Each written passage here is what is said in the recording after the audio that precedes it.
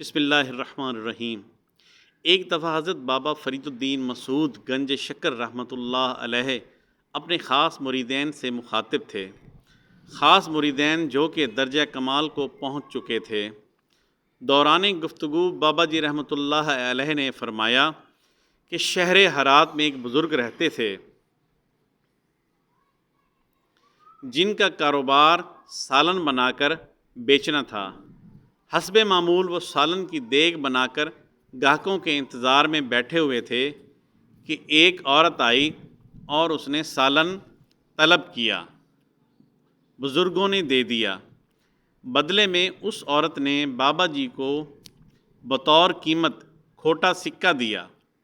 بابا جی نے بغیر اس عورت پر زہر کیے کہ مجھے کھوٹے کھرے کی پہچان ہے کہ نہیں، غلے میں سکہ رکھ دیا اور خاموش ہو گئے۔ اب اس عورت نے گاؤں کی ساری عورتوں کو بتایا کہ فلاں جگہ پر ایک بابا جی ہیں، ان کو کھوٹے سکے کی پہچان نہیں ہے۔ پھر اور عورتیں اور لوگ آئے، بابا جی سے سالن طلب کرتے اور بدلے میں کھوٹے سکے دے کر چلے جاتے۔ بابا جی بھی بغیر کچھ بولے قبول کرتے اور سالن دے دیتے۔ کچھ روز بعد بابا جی بیمار ہو گئے اور ان کا پتہ لینے کے لیے گاؤں کے کچھ لوگ آئے۔ بابا جی نے فرمایا کہ مجھے مصلی بچھا دو۔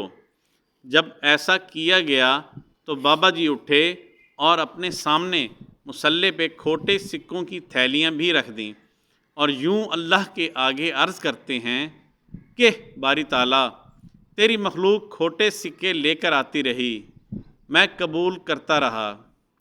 اے پیکر حق، یا رب، آج میرا وقت آخر ہے، تو بھی میری کھوٹی نمازیں، کھوٹے روزے، کھوٹے سجدے قبول فرما۔